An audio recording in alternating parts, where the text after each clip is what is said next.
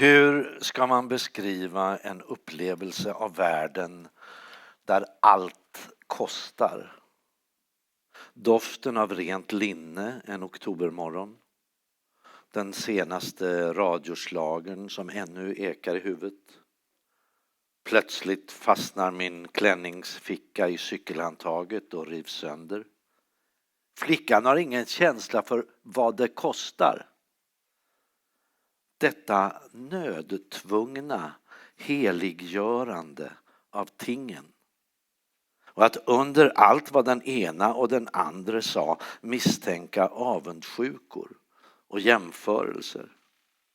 När jag sa, det är en flicka som har sett slotten i Loire, kom deras förargade svar omedelbart. De får du nog se tids nog. Vad du belåter med vad du har. En ständig bottenlös brist. Också önska för att önska. För att man egentligen inte visste vad som var vackert. Vad man borde tycka om. Far rättade sig alltid efter målarens eller snickarens råd när det gällde färg och form. Vad som gör sig. Inte ens komma på tanken att man skulle kunna omge sig med saker som man valde en efter en. I deras sovrum fanns inga prydnader. Bara de inramade fotografierna. Små borddukar som sytts till mors dag. Och på öppna spisen en stor keramikbyst av ett barn. Som möbelhandlaren hade överlämnat som gåva när de hade inhandlat en cozy corner. Ledmotiv. Inte pissa längre än man förmår. Rädslan att falla ur ramen får skämmas. En dag klev han av misstag upp i första klass, försedd med en andra klassbiljett. Konduktören lät honom betala mellanskillnaden. Ett annat skammens minne. Hos notarien skulle han skriva läst och godkänt. Och då han inte visste hur det stavades försökte han med godkänt. Skamsen över, besatt av detta misstag på hemvägen. Ovärdighetens skugga.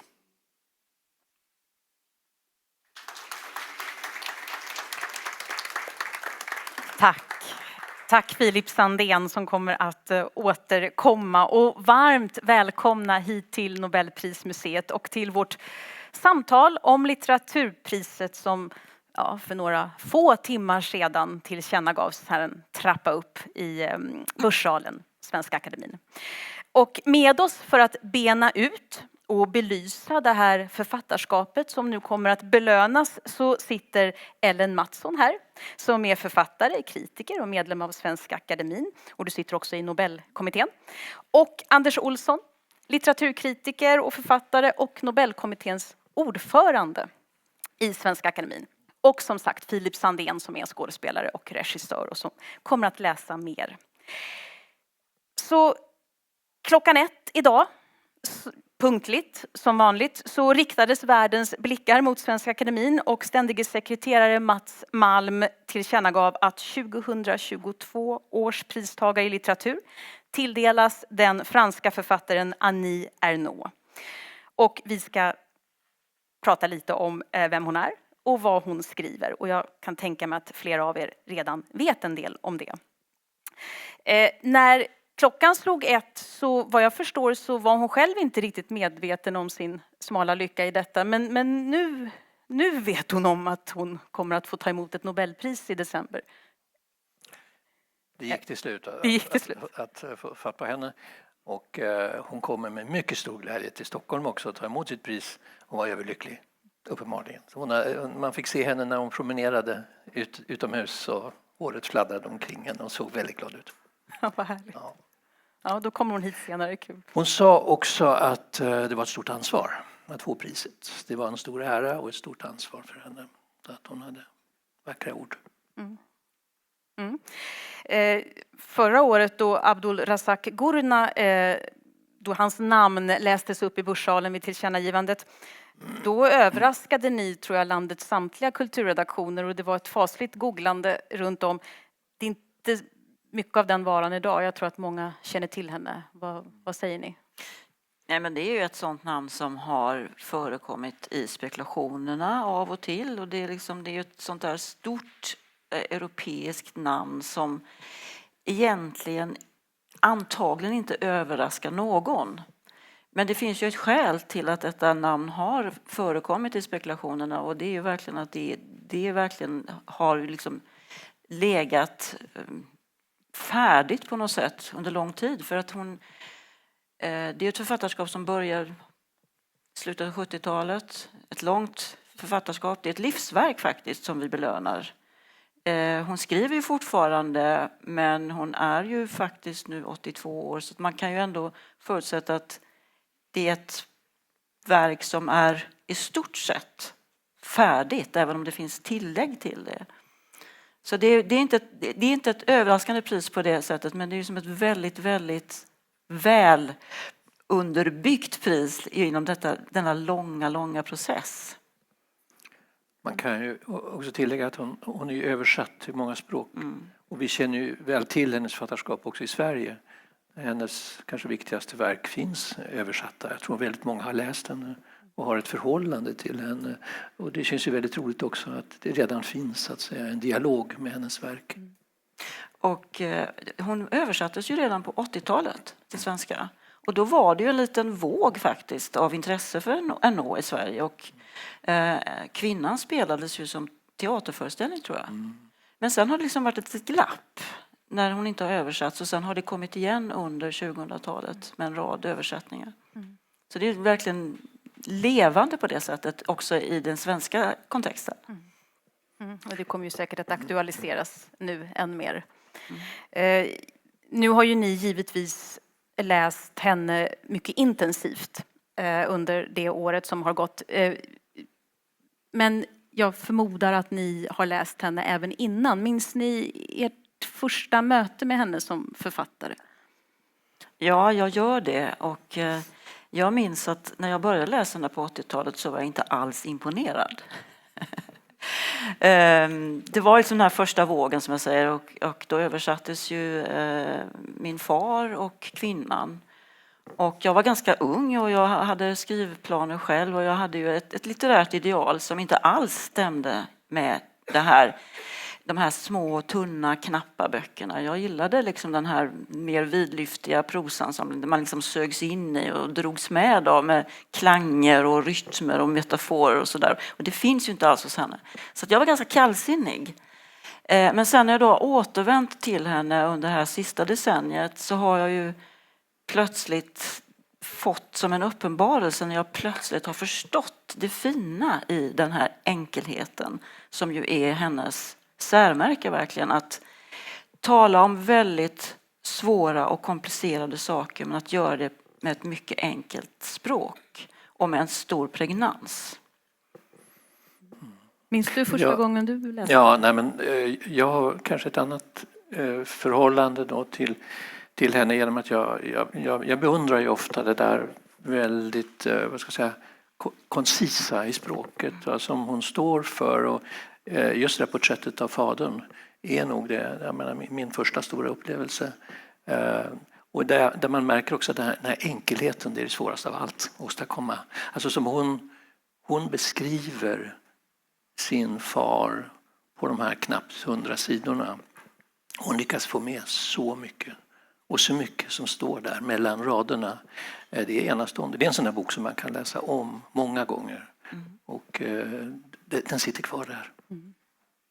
Ja, och det var ju just ur min far som Filip läste här inledningsvis. Då hon, när det gäller Ernaux så hennes bakgrund är ju inte oväsentlig för hennes tematik i det hon skriver. Skulle ni kunna ge oss en bild av var hon kommer ifrån och hur hennes uppväxt ser ut? Nej, men alltså hon kommer ju från en mycket enkel bakgrund. Alltså framförallt föräldrarna kom ur en lantarbetarklass som verkligen, man hade verkligen ingenting. Det var nöd, det var nödvändighet, som centrala begrepp. Det är stampat jordgolv alltså som ligger väldigt nära i minnesbanken.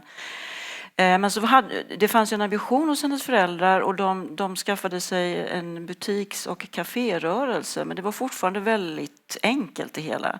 Men så hade de denna enda lilla mycket begåvade dotter som skulle få allt det som de själva inte kunde få i sina mycket begränsade liv, som de ju på något sätt var instängda i. Det är ju en enorm frustration i det här porträttet av pappan till exempel, att han känner så tydligt de här klassramarna som stänger in honom och hans liv.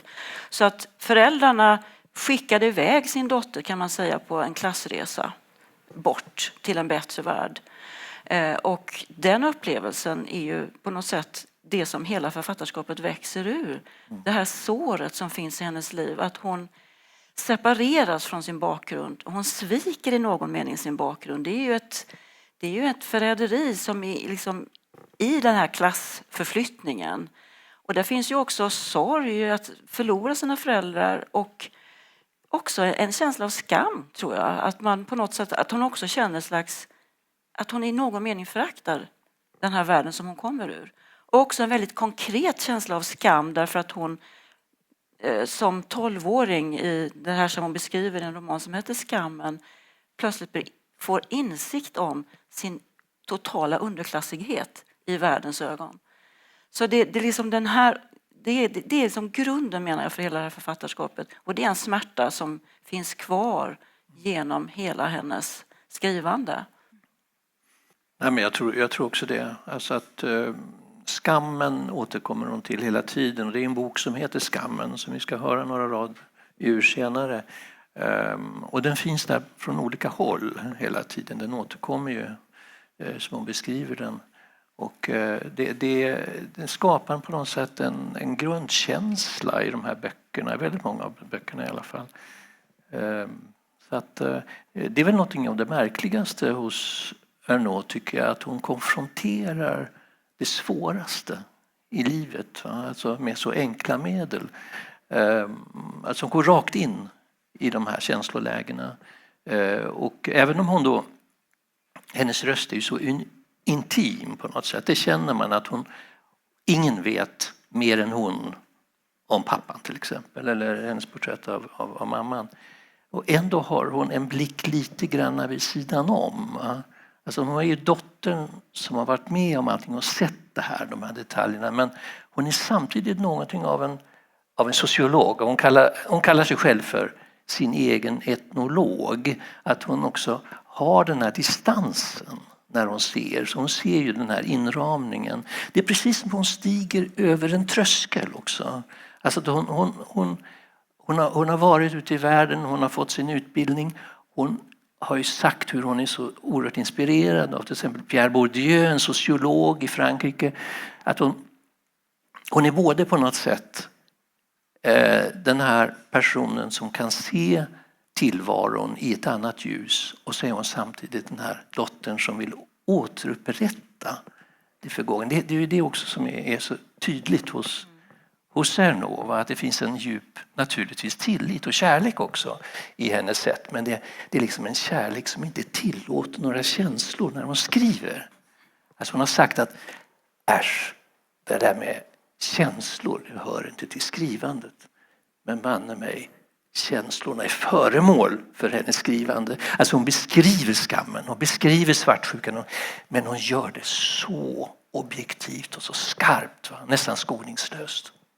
Den där dubbelheten är ju väldigt märklig. Ja, det är den, och den är också så extremt verkningsfull på något sätt. Därför att jag har tänkt på det att hon har ju ett väldigt svalt, objektivt, distanserat, svalt sätt att närma sig eller titta på det hon ser. Hon har ett svalt språk. Men just därför så blir jag så fruktansvärt gripen av de här porträtten av föräldrarna. Därför att hon beskriver det utan att använda de ord som man vanligtvis använder för att liksom suggerera fram känslor hos läsaren. Hon använder aldrig de orden. Utan hon försöker liksom inte fösa mig i ett visst håll genom att liksom uttrycka de här känslorna med de här sedvanliga begreppen. Utan hon avstår från allt det.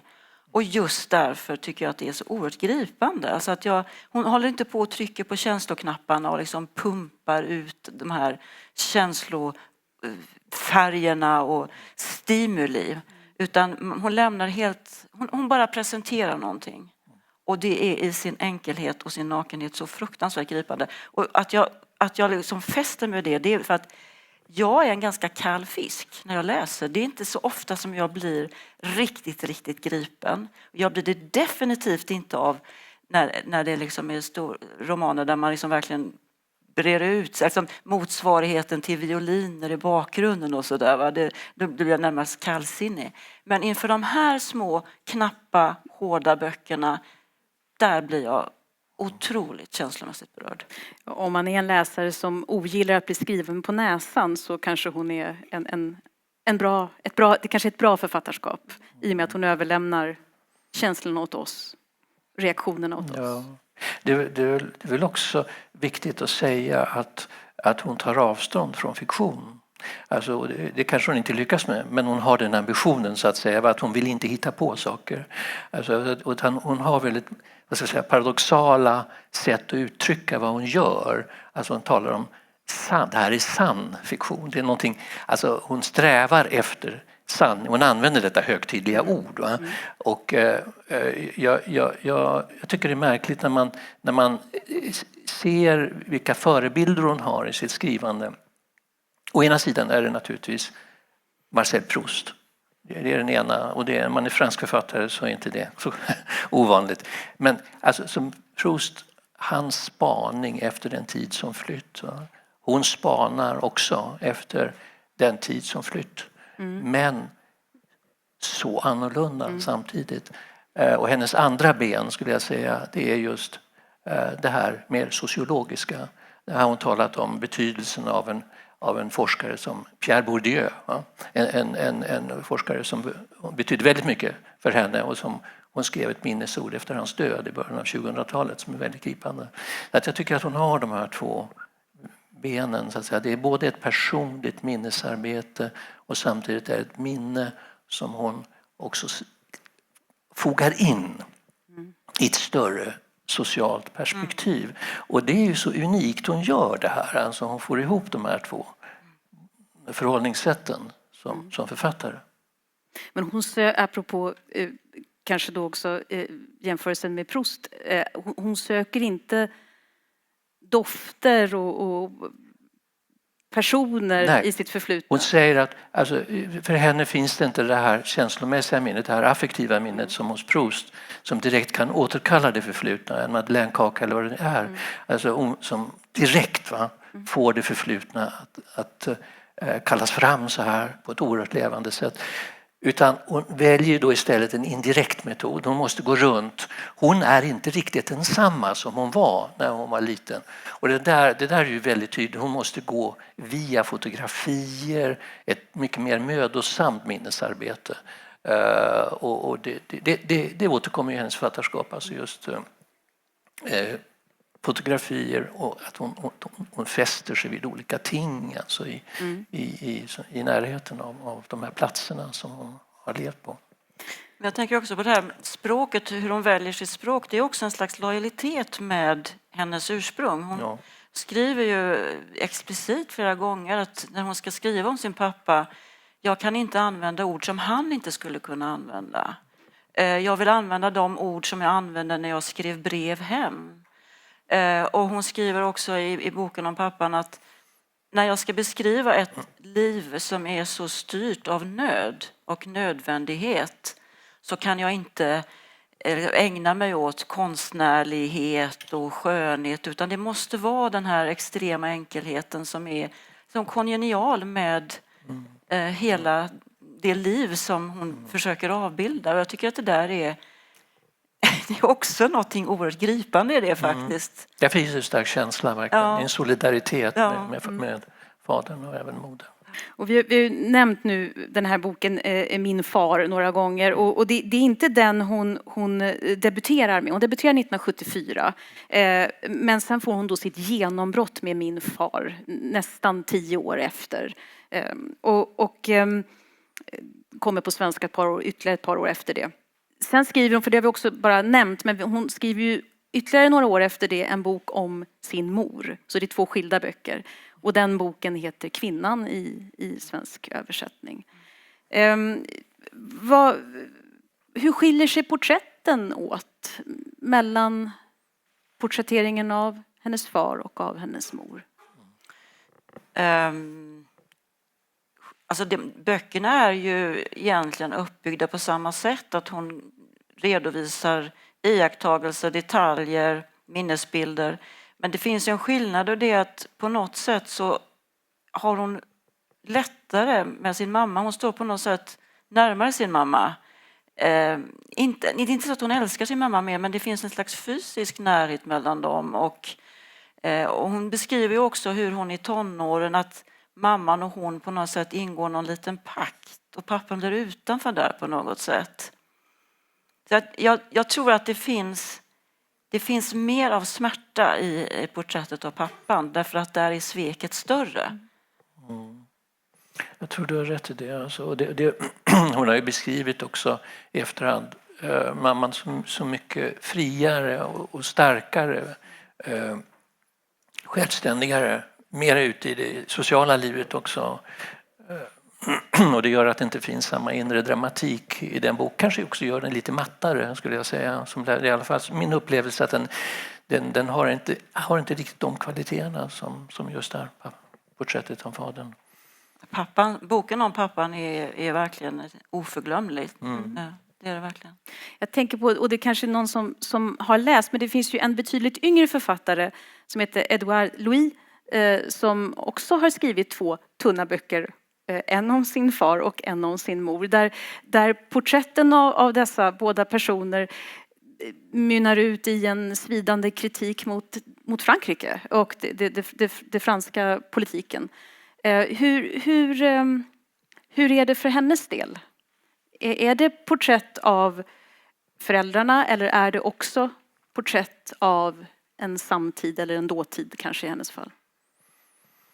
Ja, alltså jag tror det är väldigt viktigt att påpeka att hon ser sig som en politisk författare.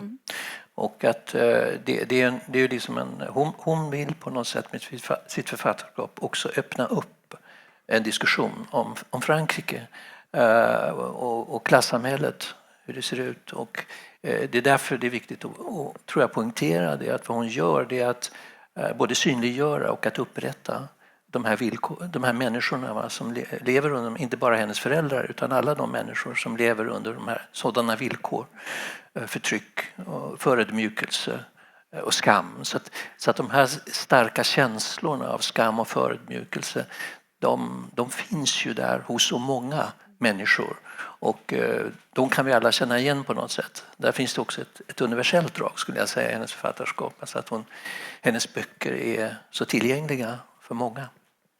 Ja, och de är ju också en påminnelse om att alla människor har ju i sitt liv en dröm om sitt liv. En dröm om att göra någonting av sitt liv. Och att i hennes föräldrars fall så blev den drömmen så beskuren. Den blev liksom så intryckt och förminskad att till slut så vågade pappan, han vågade inte ha några drömmar egentligen.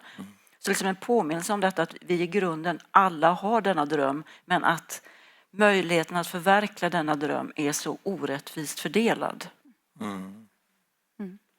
Hon skriver på ett ställe att att pappan, han var inte intresserad av religion till exempel, men det var en stor skiljen. Han hade gett upp även den delen av det sociala livet. Han stannade hemma, han var inte intresserad. Han hade inte någon strävan uppåt, säger hon. Det finns en resignation där. Där skiljer de sig åt väldigt mycket, föräldrarna. Och det är naturligtvis en otrolig sorg över det också. Skam är ett återkommande tema och också då titeln som ni nämnde på en bok från 1998 om jag inte misstar mig. Och för övrigt med den inledande meningen, vilket är rätt, ska vi säga, ja, det finns en viss stringens i den. Tidigt på eftermiddagen en junisöndag försökte min far döda min mor. Det är en effektfull början på en bok. Jag tänkte att vi kanske skulle kunna, Filip, om du skulle vilja läsa lite ur, och då är det ett par stycken ur Skammen. Det är ett stycke, tror jag. Ja. Det är ett stycke. Jag måste bara säga det att när jag hör er berätta om författaren och författarens språk, så måste jag säga att det är enormt svårt att läsa det här. Det här är mycket svårare att läsa än hur ska jag säga, mer blommande, rikare, beskrivande, mer emotionellt krävande språk. Därför det gäller att vara helt precis. Det är som att spela riktigt bra teater eller göra en bra teaterföreställning. Ta bort alla känslor, spela konflikter, aktioner, tankar, riktningar. Jag vill bara säga att det är väldigt intressant att lyssna på, därför att det korrelerar fullständigt med det jag ska göra, det ni har nu berättat.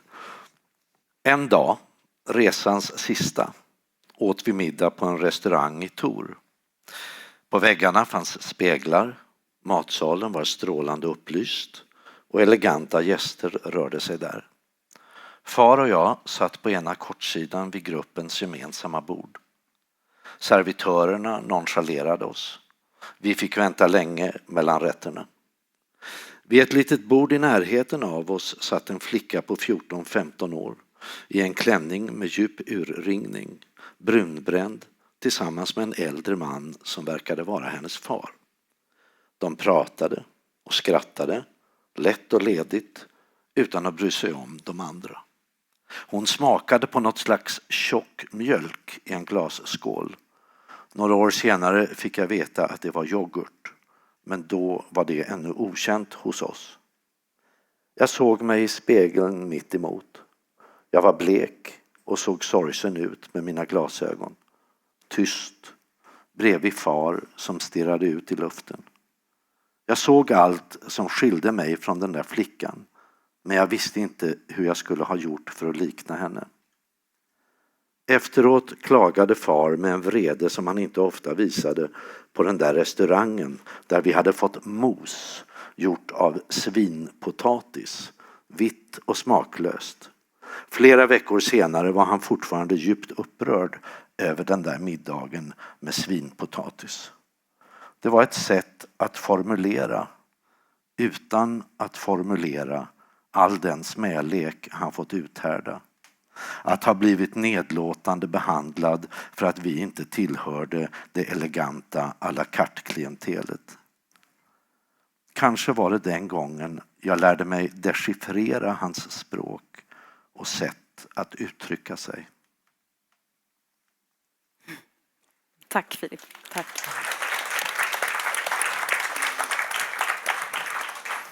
Ja, vad var det här för någonting? Ja, man kanske ska säga att det här, nu är de här i Lourdes och det är just mamman som har tagit initiativet till en bussresa. Hon har anmält pappan då och dottern till en bussresa för att hon tycker att de behöver resa tillsammans och uppleva någonting. Och de har gått med på det. Och de är alltså ensamma på resan här. Pappan och dottern. Och det gör det också väldigt rörande för att det finns så svåra kommunikationsproblem här som går via världen, omgivningen. Det hör man ju här i det här stycket också hur intensivt uppmärksam hon är på de som sitter borden bredvid och att de inte riktigt blir behandlade som de andra. Det är en ung människa som ser och tar till sig allting vidöppet och inte minst faderns reaktioner. Så här finns det ju då verkligen en skam som sätter sig. Hon tycker att hon förstår hur främmande pappan är inför den här sociala omgivningen. Han känner sig helt borta. Det är en sån där passage som verkligen... Det går inte att glömma riktigt när man läser den här skildringen. Jag tänker på vad gäller förra årets Nobelpristagare Abdulrazak Gurnah, så i varje fall min upplevelse av att hur hopplösa hans karaktärer än kan vara, så beskriver han dem med en slags medkänsla och med stor sympati. Hur skulle ni säga att hon mejslar ut sina karaktärer? Finns här en sympati och en medkänsla för de begränsningar som vi alla har på olika sätt? Ja, alltså den finns ju i läsarens upplevelse såklart. Va? Vi tolkar ju hennes text, vi förstår vad som ligger under den. Men hennes sätt att skriva är ju, hon har en väldigt speciell metod. Hon är ju som en kniv egentligen. Hon går igenom alla fluffiga lager och allt fett, eller vad säga, allt som är mjukt, allting som dämpar, allting som liksom isolerar, och så går hon rakt in på kärnan i tingen och sätter kniven precis där det gör ont, i nerven, i hjärtpunkten, eller vad säga. Och det är klart att hela hennes författarskap, hela hennes attityd till det förflutna, till sig själv, där finns ju oerhört starka känslor av sorg och medkänsla och förtvivlan. Det förstår man ju när man läser böckerna om föräldrarna. Men det är återigen, det är ju aldrig explicit på det sättet att det ligger i språket.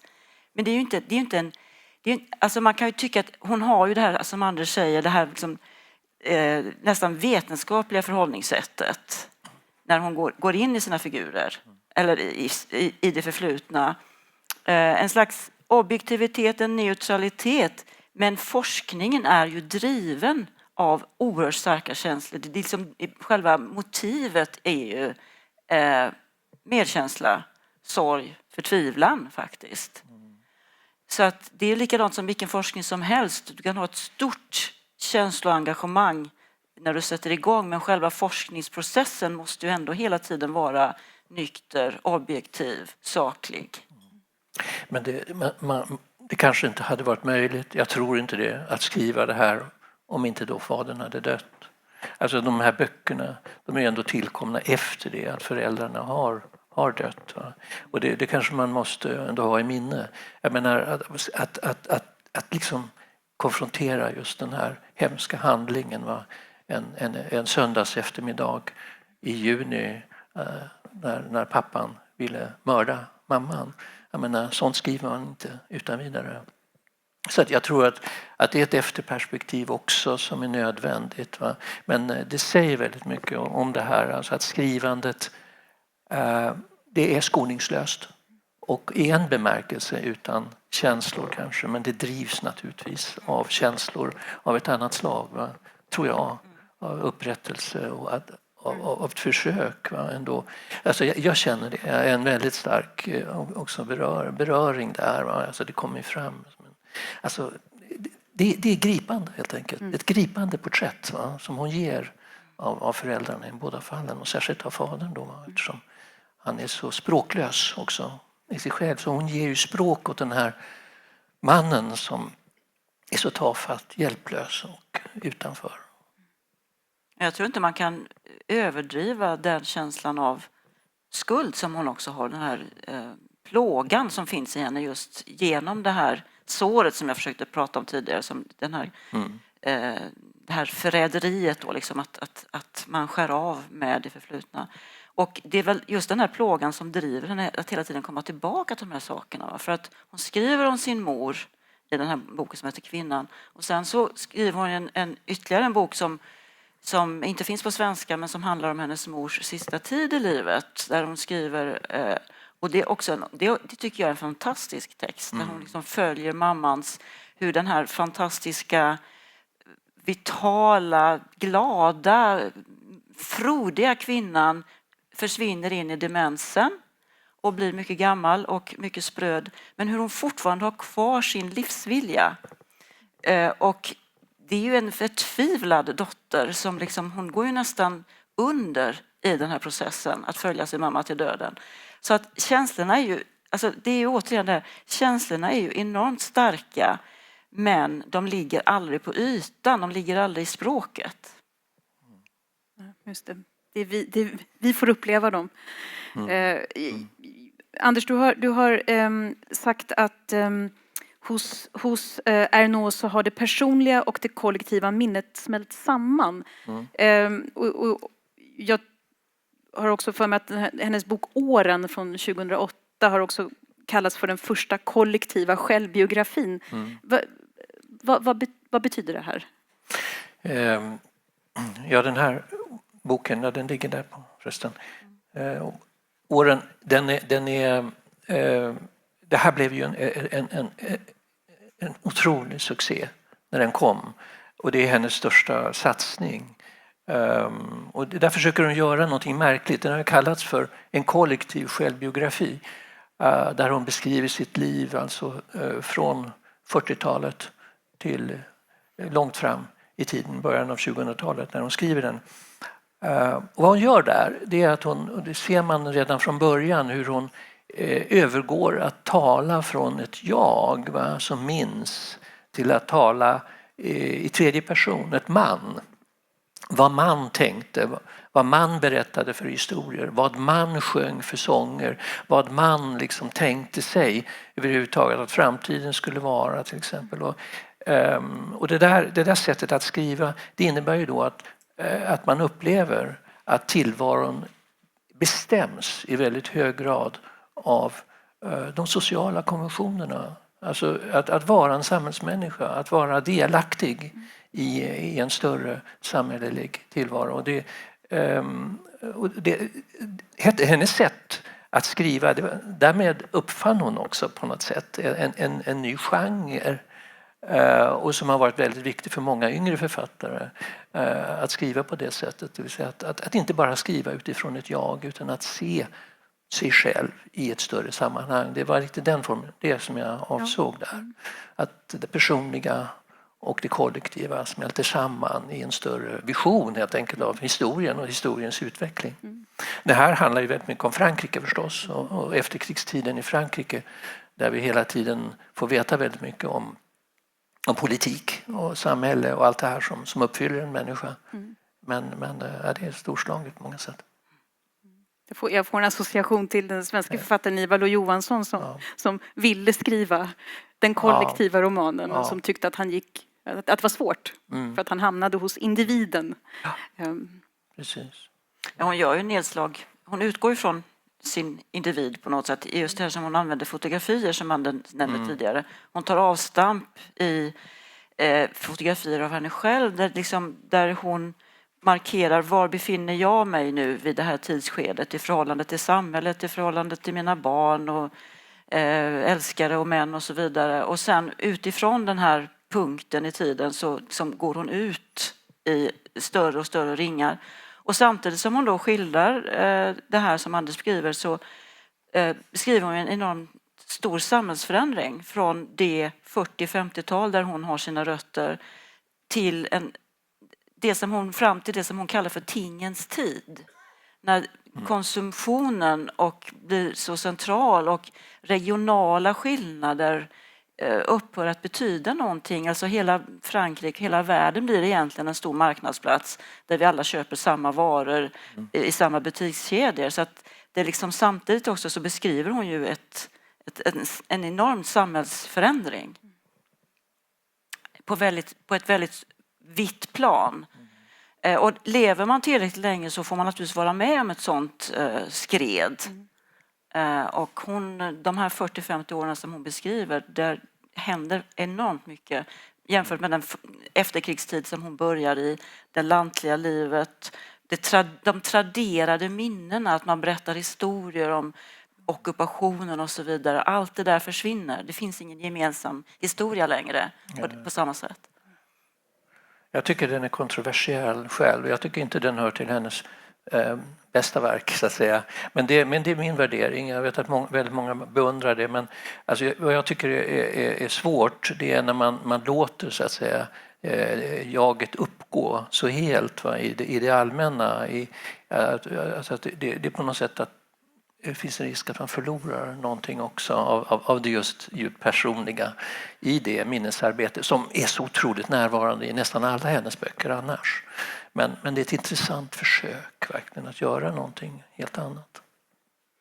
Hon har ju varit verksam under lång tid och apropå lite det du säger, känner man igen, hittar hon sin stil tidigt och sen kan man känna igen henne, eller är hon en liksom, ni har ju beskrivit ändå en ganska sammanhållen beskrivning av hennes författarskap, eller utvecklas hon stilmässigt? Det är klart hon gör, men alltså på ett påtagligt sätt experimenterar hon med stilen?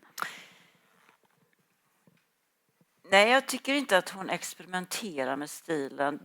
Men det hon gör är väl att hon finslipar sin metod. Och den tycker jag är ganska intressant. För att det kan vi ju till exempel ta med den här boken som exempel då. En flickas memoarer. Som kom, när kom den? Var det 2016 eller något sånt där? 2016, ja. Så det är en ganska sen bok. Men där skriver hon ju om sitt unga jag, sitt tonårsjag, och beskriver en mycket traumatisk, för hennes liv avgörande händelse, hennes första sexuella erfarenhet. Men det är sättet hon gör det på som jag tycker är så oerhört intressant, därför att mycket av det skrivande där man liksom skriver om sig själv och man liksom försöker gå tillbaka, och handlar väldigt mycket om att man tar med sig de erfarenheter man har i nuet. Man analyserar, man förklarar, man försöker förstå sitt unga jag med den kunskap man har nu, och det kan bli en form av självheroisering ibland, eller förskönande eller terapeutiskt. Hon gör ingenting av detta, utan att hon går tillbaka i tiden och så långt det är möjligt är i det förflutna på de villkor som existerade då. Hon försöker så långt som möjligt vara i det tidsögonblicket på det sätt som hon var där när hon var ung. Och det där är ju omöjligt, kan man säga. Men hon strävar mot det. Att inte ta med sig alla etiketter och efterrationaliseringar som man kan ha när man tänker tillbaka på en händelse som hände 40-50 år tidigare. Och just det där att hon är så solidarisk med sitt unga jag när hon skriver om denna tonårsflicka, det tycker jag är väldigt märkvärdigt faktiskt. Och samtidigt är hon ju urförbannad på sig själv som den hon var. Så att även om hon går tillbaka, som du säger, till det här ögonblicket när det här hände, det här hemska på den här sommarkolonin i Orne i Normandie, så känner hon inte alls igen sig. Hur kunde jag handla så? Alltså det finns en skoningslöshet också där, va? Mot henne själv, mot den bild, va? Av jaget, va? Som hon då lyckas rekonstruera. Och det tycker jag är någonting som också präglar hela hennes sätt att beskriva sitt tidigare liv. Att det finns inte som hos Proust till exempel, va? En så att säga direkt kontakt mellan den skrivande och den som levde då, utan hos Ernaux är det mycket mer komplext. Hon talar hela tiden om hon i de här böckerna, så att hon väljer att använda ett annat pronomen. Det är inte jag där, utan det är hon som tänkte så och så. Och det kan ju göra henne helt rasande. Hur kunde jag vara så arrogant och stolt och uppträda så? Så det är väl dubbelt, va? Att det finns en solidaritet säkert, men det finns också en vilja på något sätt att se också hur en människa förändras väldigt mycket. Alltså det finns något flyktigt också i hur människan utvecklas. Och det är en hård insikt. Va? Men alltså hon är väldigt hård. Ja. Denna hårdhet tycker jag är viktigt att nämna. Hon är ju skoningslös på något sätt i sitt granskande. Nu uppfattar jag inte riktigt det som du beskriver nu, att hon är så väldigt arg på sitt unga jag. Jag läser inte riktigt på det sättet, men hon plockar ju upp saker som rent objektivt man mycket väl skulle kunna bli väldigt förbannad över på något sätt. Va? Men jag menar, jag tycker ändå att hon har kvar det här att hon går in i ögonblicket, hon registrerar de detaljer som finns där, hon återger dem, hon rapporterar från det förflutna i någon mening. Men jag tycker inte att hon moraliserar. Nej. Det gör hon aldrig. Nej. Och hon kan ha sina undringar naturligtvis, men hon är i grunden ändå, som jag säger, solidarisk med den hon var då. Jag har kanske lite olika uppfattningar om det. Kan vara. Ja. Men alltså hon är på något sätt lika skoningslös i så fall mot den här naturligtvis mobben, va, som stöter ut henne. Ja. Och det är ju en helt makalös skildring egentligen vad som händer där. Och jag menar så att den här blicken den är verkligen speciell för henne. Ja, jag tycker att det är ganska ovanligt faktiskt. Ja. Jag tänker också på det här med ärlighet. Det är ju också ett centralt viktigt ord när det gäller att nå. Hon strävar ju mot ärlighet, bort från försköningar och efterkonstruktion och så vidare. Och ärlighet är ju ett ord som används väldigt mycket, men jag har sällan sett det praktiseras så konsekvent som i hennes böcker. Att hon verkligen hela tiden så att säga justerar sig själv när hon att bara verkligen säga det som hon tycker är möjligt att säga med säkerhet. Att komma nära sanningen. Och vi vet, alltså man kan ju aldrig komma riktigt nära sanningen. Vi har alltid ett problem med det där. Men om två personer som sitter och pratar i ett rum, 10 minuter senare kommer de två personerna inte att kunna vara eniga om vad sa vi egentligen. Va? Det är svårt det där med sanningen. Men det jag känner med henne hela tiden är att hon så långt det är möjligt hela tiden försöker komma åt den. Vare sig den är vacker eller ful. Det är väl du nämnde ordet kniv, det är ju hennes eget begrepp också, va, om sitt skrivande, va, att hon ser det så. Hon säger ju också att hon lever 2 parallella liv som skrivande och sen det här andra livet som hon lever. Men att skrivandet för henne är ju en väldigt speciell akt, va? Och det har den där strävan efter sanning, tror jag, att den här livliga människan som är Annie Ernaux, som man ser också i de här intervjuerna och på andra ställen, att hon är ungdomlig, hon har den här vitaliteten och känslosamheten, men när hon skriver då kommer det är som en spjut som tränger in. Det är verkligen en kraft i det. Och det handlar ju inte om reduktion som jag uppfattar det. Det är ju inte som att hon börjar med stora textmassor och sen skär ner dem, utan hon är väldigt precis i sin ambition hela tiden. Att verkligen hitta rätt ord och vänta tills som det blir rätt på något sätt. Och därför tror jag ju att hon skriver någonstans i någon av de här böckerna som är väldigt smärtsamma, om det är boken om hennes mammas död, att jag har hållit på att skriva ett antal månader och då är det liksom 5-6 sidor kanske som vi har hunnit läsa. Va? Det är den här precisionen, den här dissektionen, den tar tid. Och den är alltid nästan daterad. Hon daterar ju sina skrifter, och det vittnar ju också om att det där ögonblicket när hon skriver, det är för henne oerhört viktigt att också på något sätt dokumentera för henne. Alltså både när hon börjar och när hon slutar sina böcker. Det finns där daterat i alla hennes böcker. Om man inte har läst, eller om man har läst och vill fortsätta läsa Annie Ernaux, vad rekommenderar ni?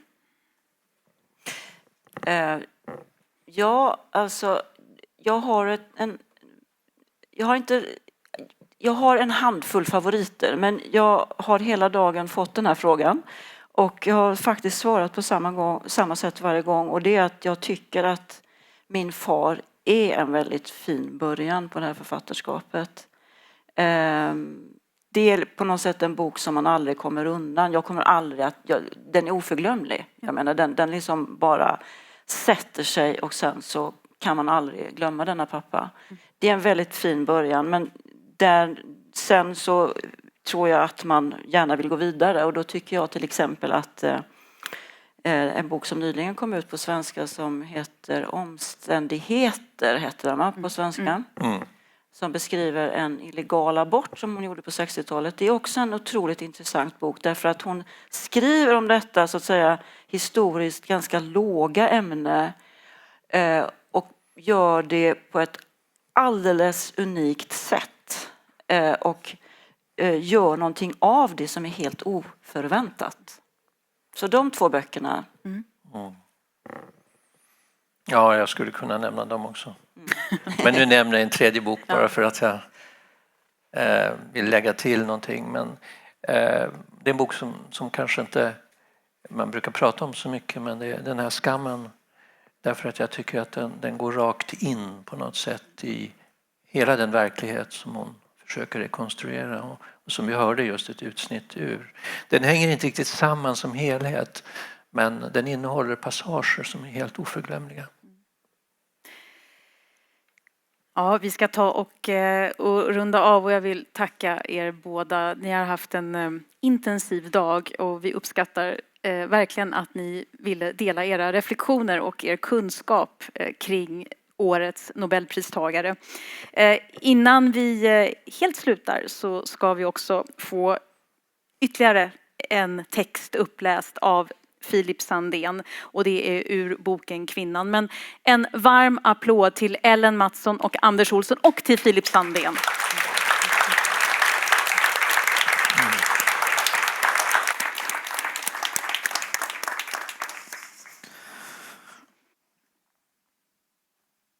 Det är nu 2 månader sedan jag började. När jag skrev på ett papper: min mor är död. Hon dog måndagen den 7 april. Det är en mening som jag står ut med nu. Till och med att läsa den utan att erfara något annat än det jag skulle känt om någon annan skrivit den. Men jag står inte ut med att gå till de kvarter där sjukhuset och kliniken ligger. Inte heller orkar jag dra mig till minnes de brutala detaljerna som jag hade glömt från den sista dagen av hennes liv. I början trodde jag att det skulle gå fort för mig att skriva. Men i själva verket tillbringar jag mycket tid med att fundera över hur jag inbördes ska ordna de händelser som jag vill skildra. Över valet av ord och förhållandet mellan dem. Som om det funnits en ideal ordning. Och enbart den var i stånd att förmedla sanningen om min mor. Men jag vet inte vad i den består.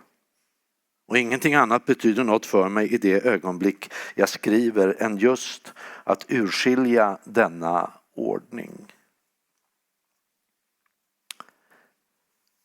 Man vet inte att jag skriver om henne. Men jag skriver inte om henne. Jag har snarare en känsla av att jag lever med henne i en tid, på platser där hon fortfarande är levande. Ibland händer det att jag råkar på föremål som tillhört henne. I förrgår var det hennes fingerborg som hon satte på fingret som blivit snett, förvridet av en maskin på repslageriet. Genast sköljer känslan av att hon är död över mig. Jag befinner mig i den riktiga tiden där hon aldrig mer kommer att finnas. Under sådana förhållanden känns det likgiltigt att ge ut en bok. Om det nu inte innebär att min mor slutgiltigt dödförklaras. Jag får lust att förolämpa dem som leende undrar: och när kommer er nästa bok?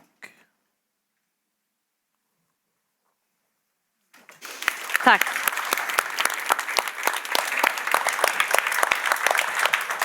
Tack.